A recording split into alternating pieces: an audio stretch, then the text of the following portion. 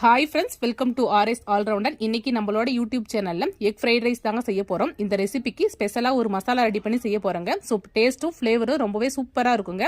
Sauce எதுவுமே add பண்ணிக்காம தாங்க செய்ய போறோம். இது ரொம்ப சிம்பிளான லஞ்ச் பாக்ஸ் ரெசிபிங்க. இப்போ வாங்க இந்த ரெசிபி எப்படி செய்யலாம்னு சொல்லிட்டு வீடியோக்குள்ள போய் பார்க்கலாம். இந்த ரைஸ் பண்றதுக்கு ஸ்பெஷலா ஒரு சட்னி ரெடி பண்ணிக்கணுங்க. அதுக்கு நான் இன்னைக்கு கொத்தமல்லி, மிளகு, ஜீரகம், கொஞ்சமா புளி, 3 வரமிளகு எடுத்திருக்கேன். மிளகு உங்களோட காரத்துக்கு ஏற்ப எடுத்துக்கோங்க. இப்போ இது கூடவே கொஞ்சமாக சுடுதண்ணி ஆட் பண்ணி ஒரு 10 நிமிஷம் ஊற வச்சு நல்லா பேஸ்ட்டாக அரைச்சி எடுத்துக்கலாம். பாருங்கள், சட்னி அரைச்சி எடுத்தாச்சு. ஒரு பேனில் கொஞ்சமாக ஆயில் ஆட் பண்ணிக்கலாம். இப்போ இதில் முட்டையை உடச்சி ஊற்றிக்கலாம். நான் இன்னைக்கு 2 முட்டை எடுத்திருக்கேன். நீங்கள் ரைஸ் எந்த அளவுக்கு செய்கிறீங்களோ அதுக்கு தகுந்த மாதிரி முட்டை எடுத்துக்கோங்க.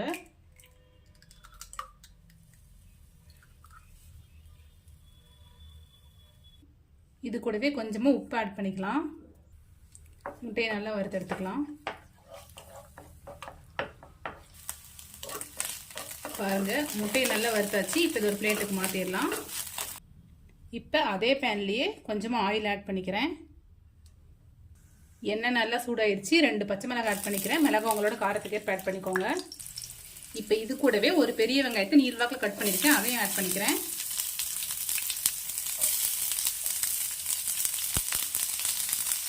வெங்காயம் வதங்கிறதுக்காக கொஞ்சமாக உப்பு ஆட் பண்ணிக்கிறேன். வெங்காயத்தை நல்லா கோல்டன் ப்ரௌனாக வதக்கி எடுத்துக்கலாம். இது கூடவே கொஞ்சமாக இஞ்சி ஆட் பண்ணிக்கிறேன். வெங்காயம் நல்லா வதங்கிடுச்சு. இது கூடவே எடுத்து வச்சிருக்கிற வெஜிடபிள்ஸ் ஆட் பண்ணிக்கலாம். நான் இன்னைக்கு கேப்சிகமும் முட்டைக்கோசும் தான் எடுத்திருக்கேன். உங்ககிட்ட கேரட் பீன்ஸ் இருந்தால் கூட நீங்கள் ஆட் பண்ணிக்கோங்க. கொஞ்சமாக உப்பு ஆட் பண்ணிக்கலாம். கொஞ்சமாக மஞ்சள்தூள் ஆட் பண்ணிக்கிறேன்.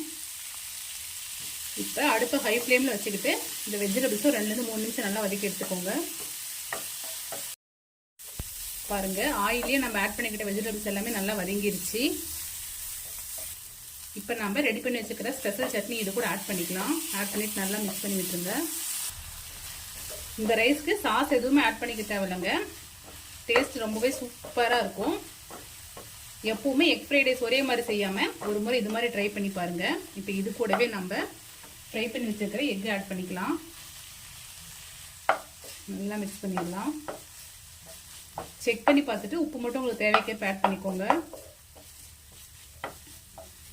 இது கூடவே தேவையான அளவு சாதம் ஆட் பண்ணிக்கலாம். எல்லாத்தையும் நல்லா மிக்ஸ் பண்ணிடலாம்.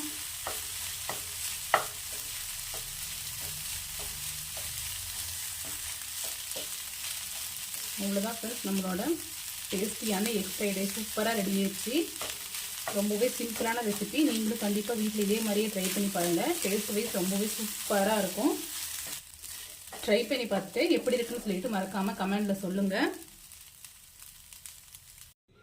இது மாதிரி simple recipes and lunch box recipes videos நம்மளோட சேனலில் ரெகுலராக அப்லோட் பண்ணுவோம். இது மாதிரி வீடியோஸ் வேணும்னா நம்மளோட ஆர்எஸ் ஆல்ரவுண்டர் சேனல் மறக்காமல் சப்ஸ்கிரைப் பண்ணிக்கோங்க. இந்த வீடியோ உங்களுக்கு பிடிச்சிருந்தா லைக் பண்ணுங்கள், கமெண்ட் பண்ணுங்கள், மறக்காம உங்களோட ஃப்ரெண்ட்ஸ்க்கு ஷேர் பண்ணிக்கோங்க. தேங்க்யூ ஃப்ரெண்ட்ஸ், தேங்க்ஸ் ஃபார் வாட்சிங்.